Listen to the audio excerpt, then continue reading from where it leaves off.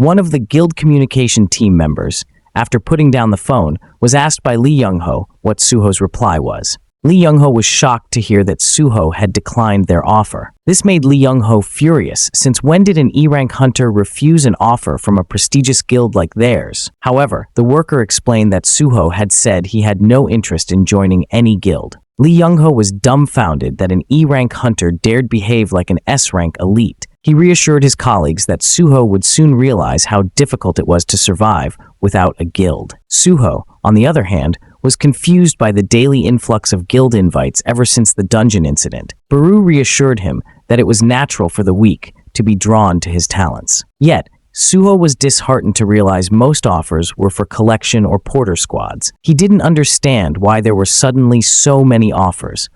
Slumping onto the sofa, Suho knew joining a guild would interfere with his leveling system, and he saw no reason to join one. Turning to the Crimson Blade, he asked if they should continue negotiations, recalling the condition that Suho must reclaim another sanctuary that had once belonged to the Monarch of Fangs. Suho had no idea how to find it, but the Crimson Blade assured him it could pinpoint the sanctuary's exact location. However, it seemed the gates leading to the sanctuary had disappeared due to a dungeon break. Suho asked if this meant the dungeon had become a field-type dungeon. A field dungeon forms when a dungeon break occurs, turning the area into wastelands overrun by monsters. Suho texted his uncle not to worry if he missed a few calls. Once finished, he set off for the sanctuary the Crimson Blade had pinpointed. Far from the city, deep in the mountains, where human civilization was distant, Suho found the area heavily guarded. Suho asked the Crimson Blade if this was truly the place, as the land was occupied by a hunter's guild. It was private property, and trespassing would mean entering the territory of the Hyena Guild, a group formed by former gang members filled with shady individuals. Baru advised Suho to ignore the Crimson Blade's obsession and focus on leveling up. Realizing Suho was about to use Commander's authority, Baru tried to intervene, but Suho told him to get ready, they were going through. As Suho crushed a CCTV camera in his fist, Baru sighed. "Your recklessness reminds me of your father." After passing through the gate, Suho asked if the field dungeon was always covered in a thick blue fog. Baru recognized the fog as magic from the outer realm.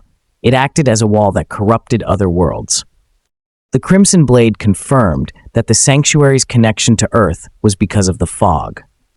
Baru warned Suho that Eterm's forces were trying to create a massive dimensional hole to send armies through.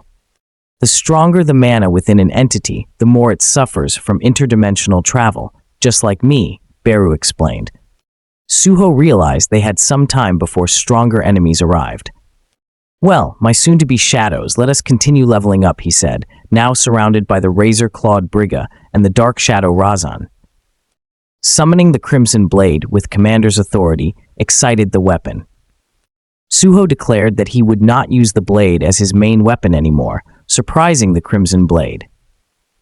Instead, he wanted to return to his hand-to-hand combat style from the tutorial. Suho sliced through the monsters while using Commander's authority for mid-range support attacks. Grabbing the Crimson Blade, he vanished into a ray of blue light, using the Slashing Storm skill.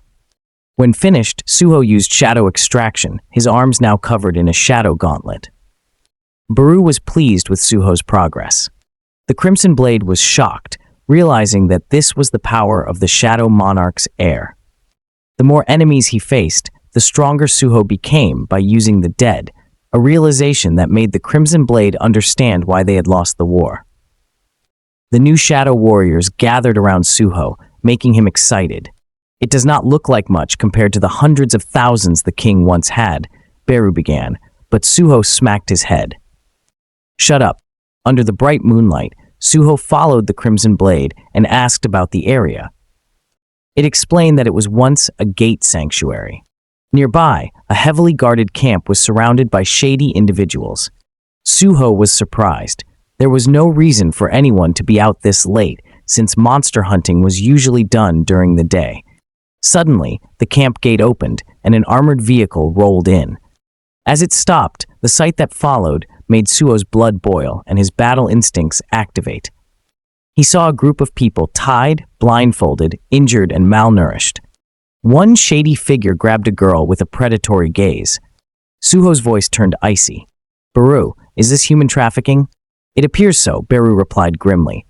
He warned Suho not to interfere since they were trespassers. Getting caught could cost him his hunter certification. But when Baru turned to Suho, he found he was already gone. The Crimson Blade simply said he is already there. Baru knew that Suho's father, Sung Jin-woo, had been a detective and his grandfather a legendary firefighter.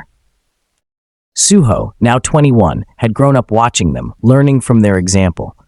One of the hunters suddenly felt an ominous presence and turned upward, only to be met with the sight of a size 13 black silk shoe right in his face. Baru knew well whenever Suho witnessed injustice, he never hesitated to act.